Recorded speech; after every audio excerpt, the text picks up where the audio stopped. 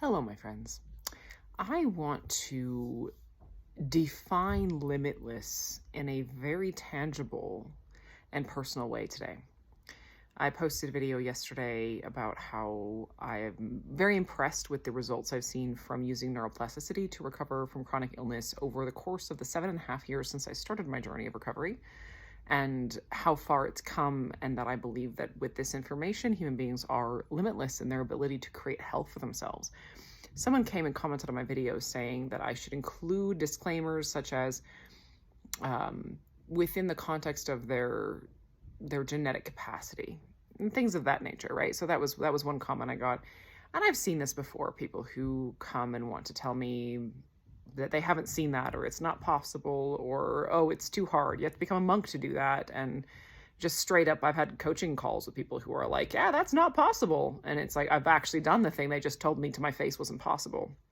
And I'm pretty done taking bullshit like that. So I want to explain to you what I mean when I say limitless, which is both amazing and unbelievable, and also probably not what you expect. So this starts with the particular situations or diagnoses that I've personally overcome using neuroplasticity. And I want to preface this with saying that I know that many people in this world, maybe perhaps most people, would not be willing to do what I have done. And I know that, and that is okay. There's nothing wrong with not being willing.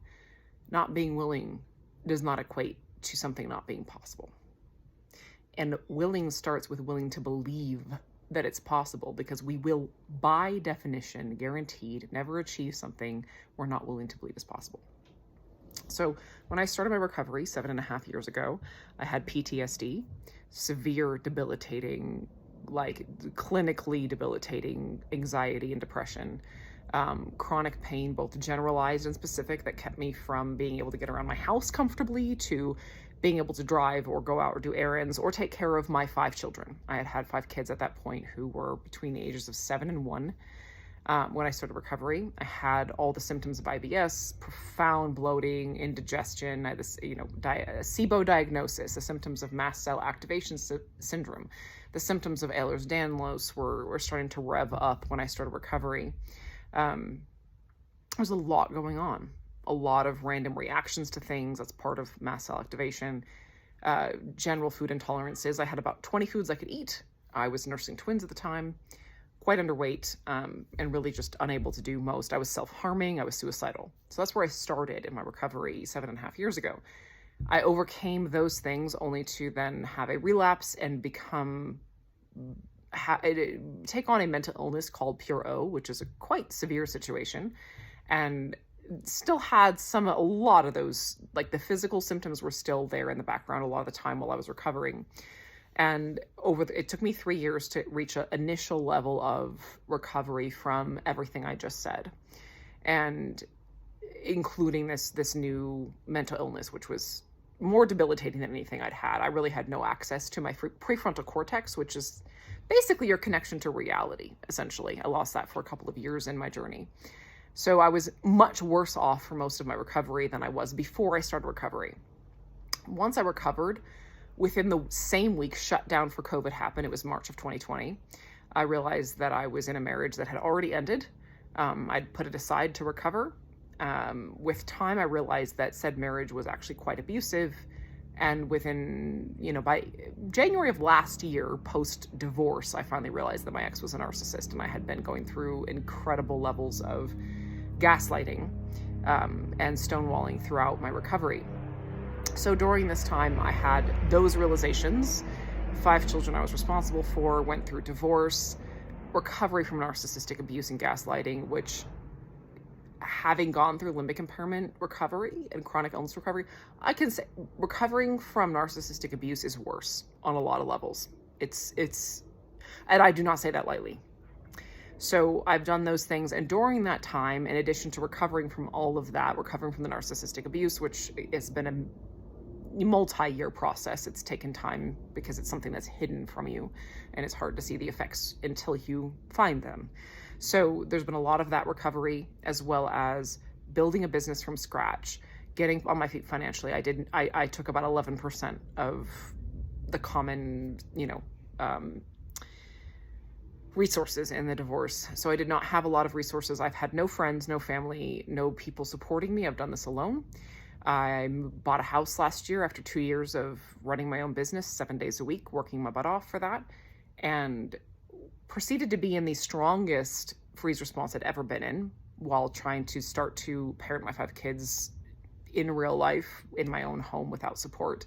During that time, I have a physical injury from my twins' pregnancy that has involved for the last 15, 16 months, wearing a brace 24/7 on my abdomen and not being able to lift about more than 5 pounds. I can't really care for a home physically on my own. So I've been doing all of this in that context, recovering from all those things. In the last year, I spent about 9 months not being able to eat solid food because of the level of stress and freeze and everything else that was going on, and not being able to sleep a lot of the time, spending my nights doing inner work, healing trauma, trying to figure out how to keep moving forward financially, keep my business afloat, and so forth. And so this has been my life for the last 7.5 years. I was living, my ex gave me the PTSD, and so I was living with my biggest PTSD trigger for the duration of my recovery, and he was incredibly angry with me for recovering. And all of this time, and this was riding off the back of having 5 kids in 6 years. During that time, my health has improved dramatically. During even the last year, last 6 months, my health has improved dramatically because I continue to apply the principles of neuroplasticity, nervous system function, and understanding the psyche and how to heal trauma and process and release it. That's my definition of limitless. If I can be a good parent, keep my business afloat, care for a home, we're moving again in 3 days, be able to handle the legal reasons why we're moving, which are related to custody and other dramatic things from my ex. That's been my life for the last 7.5 years with literally no support. I've done this literally completely alone. And accepting the level of lack of function I've had, especially because of the injury I had with my twins' pregnancy and the level of physical capacity I don't have from that. It's not even a limbic thing. It's entirely non-limbic, very functional, very musculoskeletal. I've still been able to rise above those limitations and accomplish all of my goals. And that is what I mean when I say we are limitless. And that is why if you come to my YouTube channel and tell me that my genetics or whatever the hell else means that I can't, that we can't choose our level of well-being and health and thriving in life, I'm going to ask you to leave. Because my life has already proven you wrong, and I don't need to listen to that kind of shit after I've already proved that it's not true. Thank you, and good night.